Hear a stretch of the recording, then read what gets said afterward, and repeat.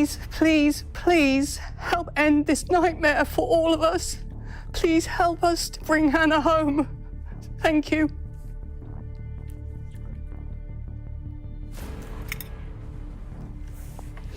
In September 2014, 18-year-old Hannah Graham vanished after a night out in Charlottesville, Virginia. Initial leads seemed promising, with security footage showing her walking with an unknown man. But as the investigation revealed, those leads quickly went nowhere, which sent police down a series of dead ends. For weeks, detectives were left grasping for answers, and it seemed as though Hannah had simply disappeared without a trace. So, who was the man seen with her, and what really happened to Hannah that night? Let's get into the case. Hannah Graham coming in from the left, the lower left, she's highlighted. She seems a little unsteady on her feet, both here and later on in the video. Hannah Graham was from Vienna, Virginia, and attended Thomas Jefferson High School before moving to Charlottesville to study psychology at the University of Virginia. Hannah and I were both accepted to the French Governor's School in Virginia.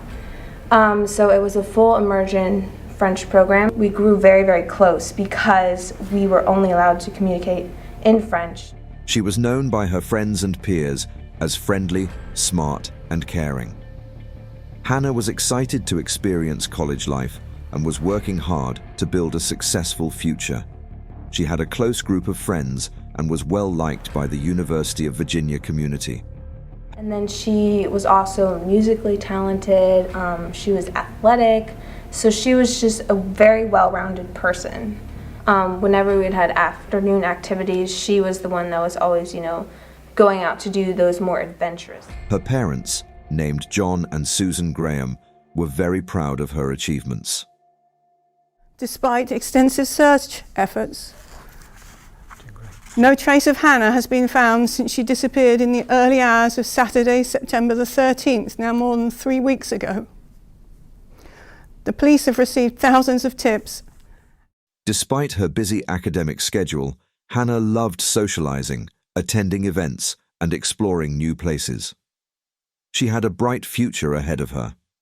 Sadly, her life was tragically got in trouble after a night out with friends on September 13th, 2014. And then she was also just brilliant musically. She, at the talent shows, she played an instrument on stage. She played beautifully, and she was, as I said before, dynamic. Her personality was dynamic. On the evening of September 13th, 2014, Hannah Graham went out with friends to enjoy a night in downtown Charlottesville. She attended a party at the Downtown Grill, which is a popular local bar where she was seen socializing and having fun. She was in high spirits, surrounded by friends, and enjoying the college nightlife. At some point, she became separated from her group. It was fun to know her in that context. We would go on excursions I remember we went to a vineyard just to see the landscape and get off campus. We also went to... Around 1 a.m., Hannah sent a text to one of her friends and let them know she was leaving the bar and heading home. However, as the hours passed, her plans and actions became unclear. Instead of heading straight home, Hannah was seen walking alone through the streets of downtown Charlottesville. She had attended another party before disappearing. This was when the situation started to take a disturbing turn. CCTV footage from around 1:20 a.m. showed Hannah walking along 2nd Street, which is near the Pizza Hut and Market Street areas. She appeared disoriented and walked with her head down, as if lost in thought or possibly intoxicated. In these moments, Hannah seemed to be alone, but as she continued down the street, she was spotted with an unknown man. Who was the man seen with Hannah in the surveillance footage? Why was he with Hannah that night? What was his connection to the case? We will know this later in the video. By around 2 a.m., the situation became even more worrying. Hannah's phone went silent, and her friends, who had been trying to reach her, were growing increasingly concerned. When they couldn't get in touch with her, they contacted Hannah's parents, who immediately alerted the police. As the hours passed, it became clear that Hannah was missing, and her family rushed to Charlottesville to assist in the search for their daughter. Or know someone who has that information. We appeal to you to come forward and tell us where Hannah can be found. John has already said that this is every parent's worst nightmare. That is true. The search for Hannah Graham began almost immediately after she was reported missing on the morning of September 14th, 2014. Local police, university security, and members of the Charlottesville community quickly mobilized to find her. Volunteers, search dogs, and even aerial surveillance teams were called in to assist with the search effort. The Charlottesville Police Department worked around the clock and followed up on every possible lead and rechecked areas around the city where Hannah had been seen. The community rallied behind the search, with friends, family, and local businesses working together to spread the word. Flyers were posted across town. Social media was flooded with updates, and people from all walks of life volunteered to help. However, despite these widespread efforts, days went by without any sign of Hannah. Of 18-year-old Hannah Graham of Fairfax, Virginia. As you remember, Hannah Graham is the student who went missing from UVA about a month or so ago. There was a massive search to try and find her. From what they could confirm, the police knew that Hannah had left the downtown grill around 1 a.m. on September 13th, 2014, and had walked several miles alone through the streets of Charlottesville. But after that, there was little evidence to indicate where she had gone or what had happened to her. The lack of concrete information left both her family and the entire community on edge, which hoped for a breakthrough that would lead to her safe return. This is every parent's worst nightmare. I'm certain that everybody in this room and those watching knows that what happened to Hannah could happen to their child. On September 19th, 2014, 6 days after Hannah's disappearance, the investigation took a crucial turn. The Charlottesville Police Department released surveillance footage from a camera near the downtown grill, where Hannah had been seen last. The video was captured in the early hours of September 13th and showed Hannah walking alone. She was briefly seen interacting with a man who was following her as she moved through the streets. The police decided to release still images from the footage to the public and hoped someone could identify the man. This marked a significant turning point in the case, as it added a new layer of mystery and suspicion. The man in the footage was quickly identified as Jesse Leroy Matthew, who was a 32-year-old former UVA student. He was already somewhat familiar to the Charlottesville community, which made his connection to the case all the more troubling. Once Matthew was identified, and he became a person of interest. Authorities brought him in for questioning. He admitted to having seen Hannah that night, but denied any involvement in her disappearance. Despite his denial, the police grew increasingly suspicious. The fact that he was seen with Hannah in the video had combined with his presence near the scene, which raised serious concerns. Investigators began to go deeper into his background and connection to the events of that night, and sought answers about his role in the case. The investigation continued to focus on Matthew.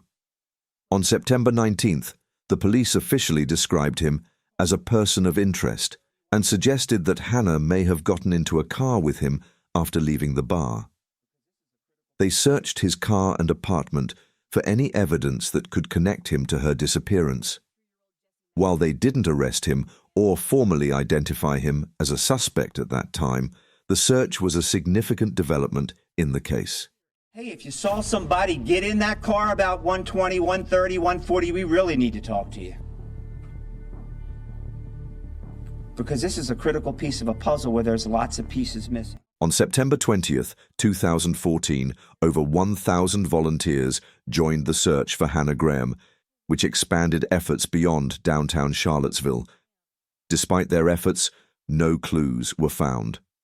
On September 22nd, 2 days later, the police returned to Matthew's apartment for another search.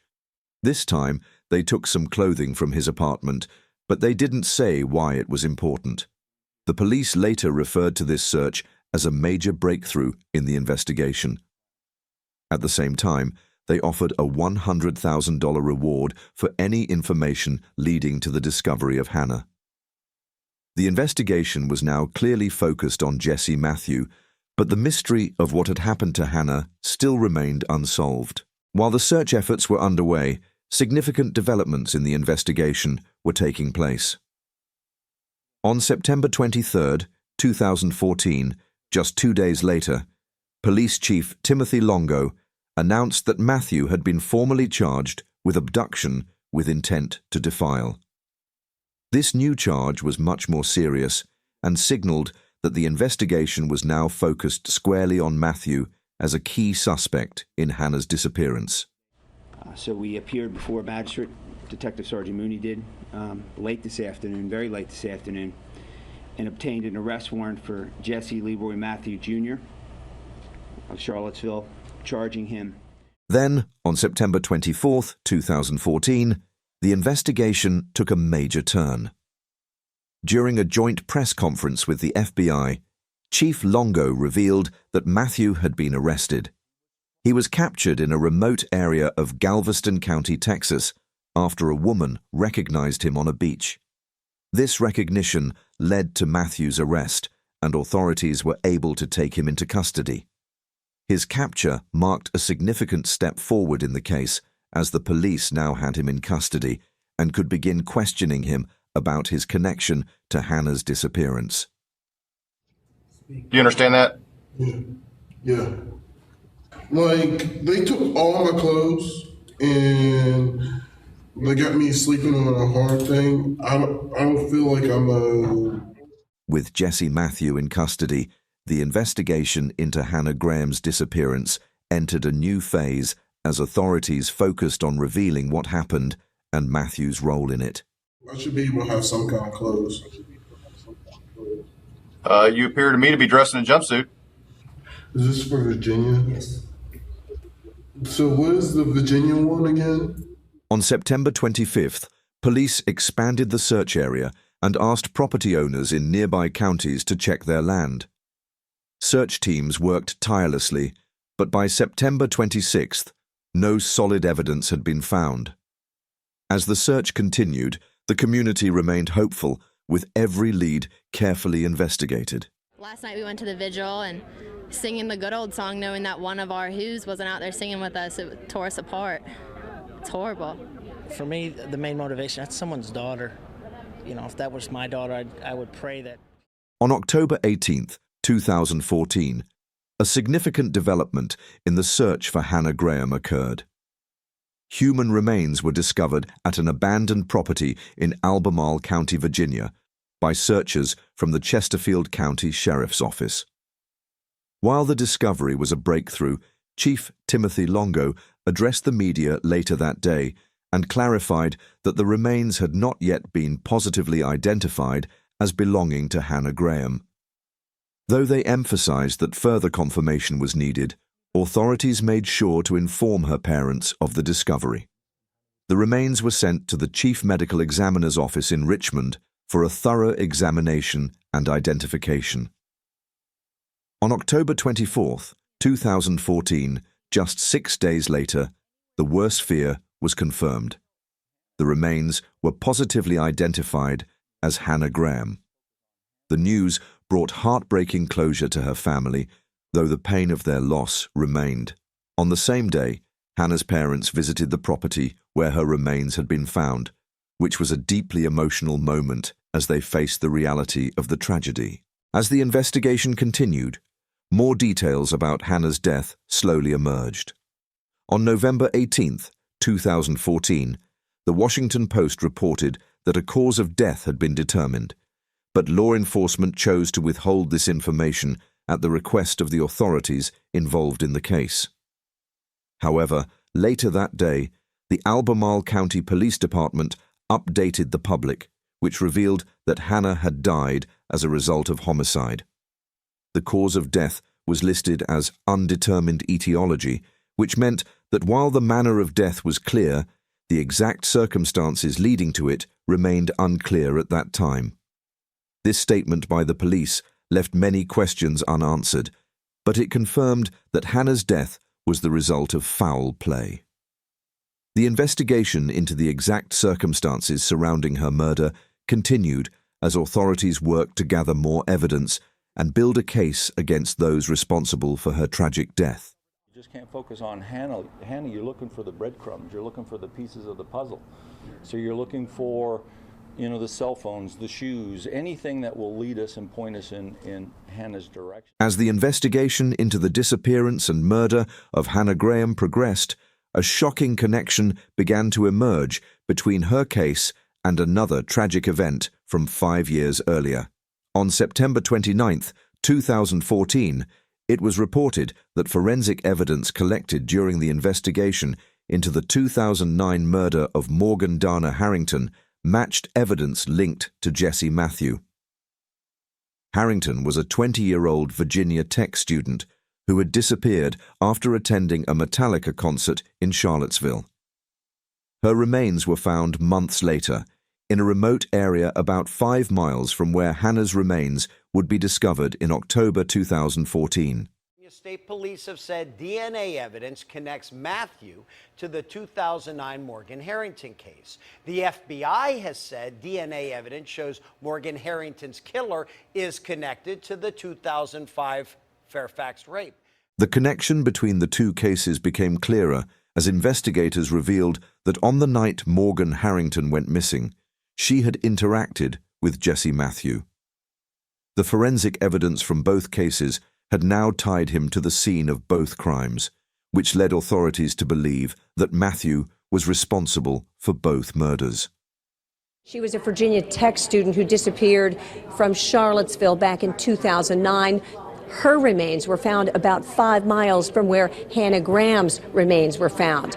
Jesse Matthew is not charged at all at this point in Morgan Harrington's case. This connection was a turning point in the investigation. It not only linked Matthew to the murder of Hannah Graham, but also shed new light on the mysterious circumstances surrounding Morgan Harrington's death. It was a disturbing realization that Matthew, who was once seen as just a person of interest in one case, was now considered a serial offender. In the Hannah Graham case, Albemarle County Commonwealth's attorney Denise Lunsford would not discuss why they are not pursuing capital charges, whether or not it's that there's not enough evidence at this point or something else. Here's what Lunsford did say about the first-degree murder charge. As the investigation into both Hannah Graham's and Morgan Harrington's deaths progressed, Jesse Matthews' legal troubles mounted.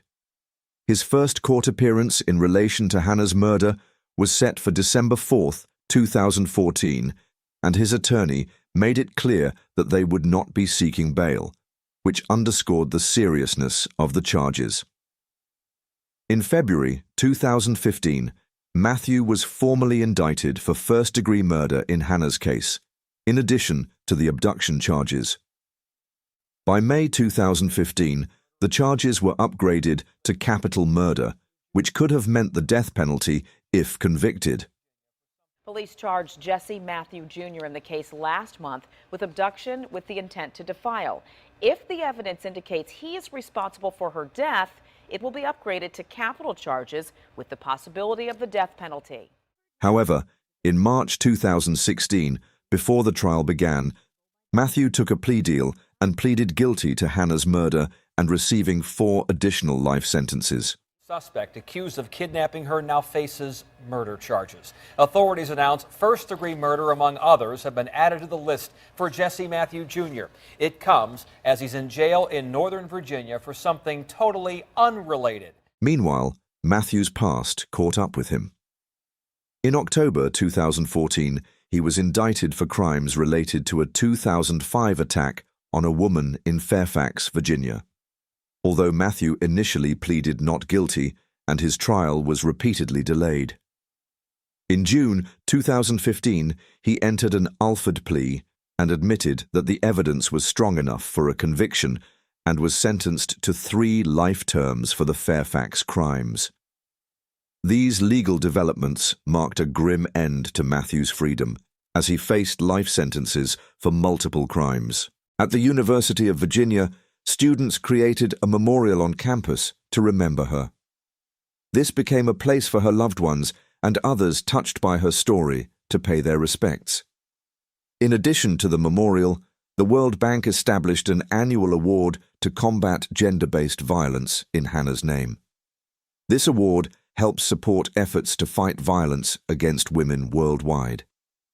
In 2021, the Hannah E. Graham Memorial Scholarship was created to honor her love for softball.